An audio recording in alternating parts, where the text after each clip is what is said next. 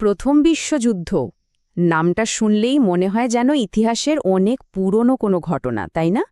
কিন্তু সত্যি বলতে এটা শুধু একটা যুদ্ধ ছিল না, এটা ছিল একটা বিশ্বজোড়া বিপর্যয়, যা আমাদের আজকের এই পৃথিবীকে একেবারে নতুন করে গড়ে দিয়েছে। চলুন আজ আমরা সেই গল্পটা একটু কাছ থেকে দেখি, কিভাবে এই একটা ঘটনা বিংশ শতাব্দীর ইতিহাসকে চিরদিনের জন্য বদলে দিয়েছিল।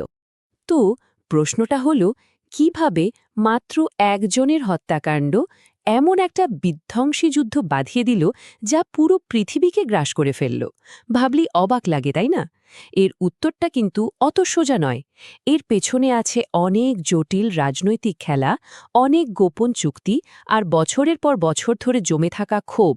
আসুন এই রহস্যের জটটা খোলার চেষ্টা করা যাক। আসলে এই যুদ্ধটা কিন্তু হঠাৎ করে শুরু হয়ে যায়নি। এর প্রেক্ষাপট তৈরি হচ্ছিল অনেক আগে থেকেই, কয়েক দশক ধরে। পুরো ইউরোপ জুড়ে তখন একটা চাপা উত্তেজনা, বড় বড় সাম্রাজ্যগুলোর মধ্যে রেষারেষি, কে কার থেকে বেশি শক্তিশালী হবে তা নিয়ে প্রতিযোগিতা, আর তার সাথে ছিল জাতীয়তাবাদের আগুন। সব মিলিয়ে পুরো মহাদেশটাই যেন একটা টাইম বোমার ওপর বসেছিল, শুধু একটা স্ফুলিঙ্গের অপেক্ষা ছিল। ঐতিহাসিকরা এই পুরো জটিল পরিস্থিতিটাকে খুব সহজে বোঝানোর জন্য একটা শব্দ ব্যবহার করেন, MAIN বা মেইন। আসুন দেখি এর মানেটা কি। এম মানে মিলিটারিজম বা সামরিকতাবাদ, মানে দেশগুলো তখন পাল্লা দিয়ে অস্ত্রশস্ত্র বানাচ্ছিল। এ মানে অ্যালায়েন্সেস বা জোট, পুরো ইউরোপ তখন গোপন চুক্তির জালে দুটো শিবিরে ভাগ হয়ে গেছে।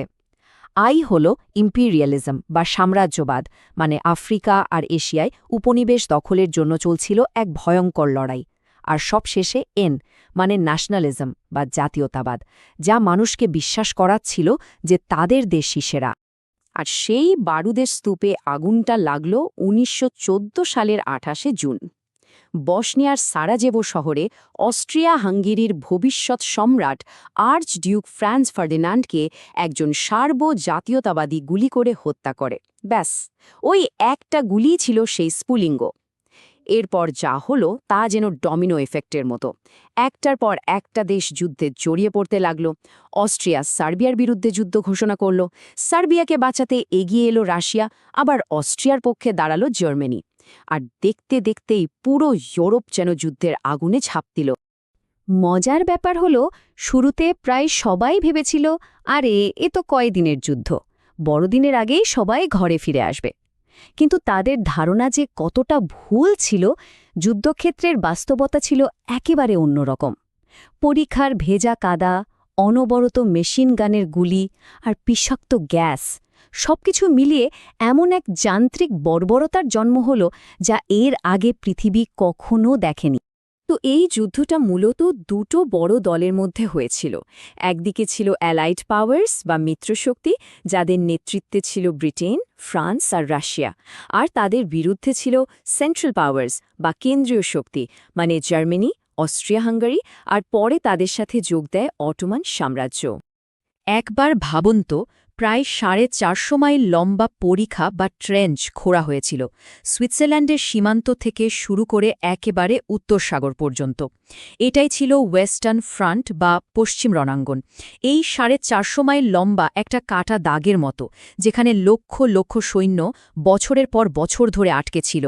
কয়েকশো গজ মাটির জন্য লড়াই করে মরেছে হাজার হাজার মানুষ। এটা ছিল একটা স্থবির, রক্তে ভেজা নরক।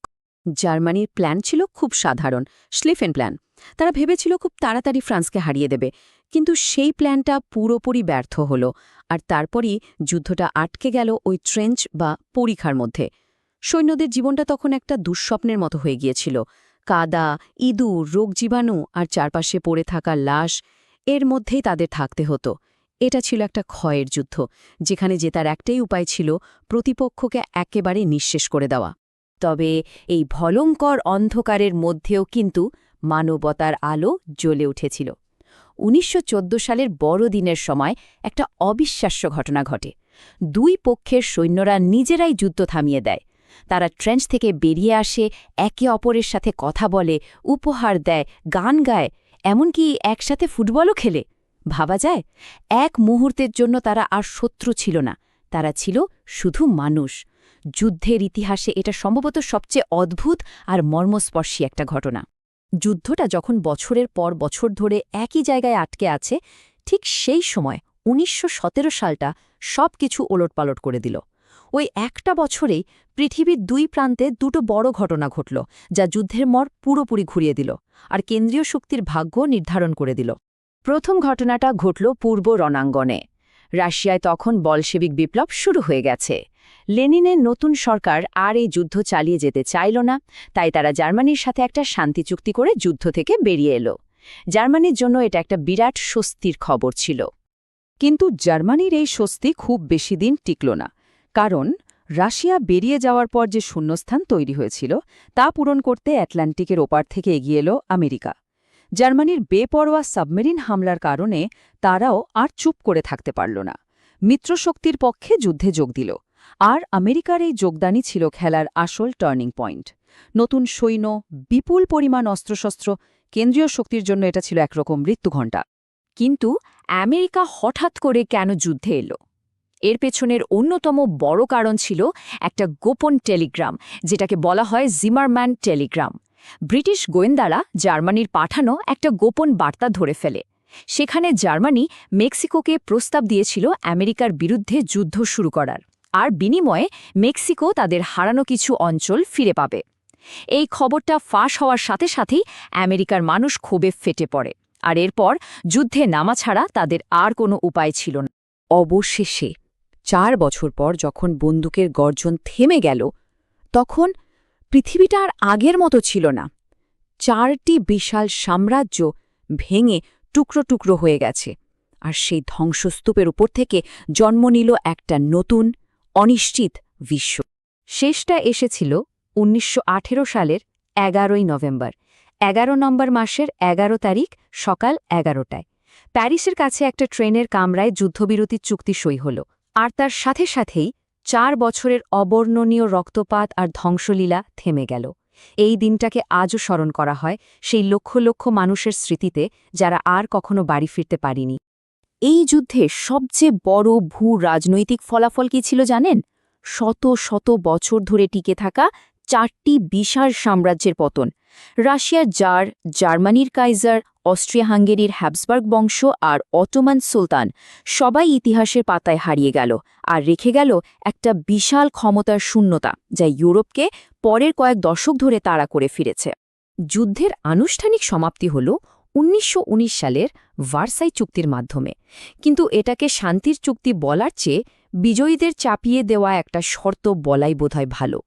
জার্মানিকে একাই যুদ্ধের জন্য দায়ী করা হলো, তাদের সামরিক শক্তি প্রায় কেড়ে নেওয়া হলো, আর তাদের ওপর চাপানো হলো বিশাল অঙ্কের ক্ষতিপূরণ।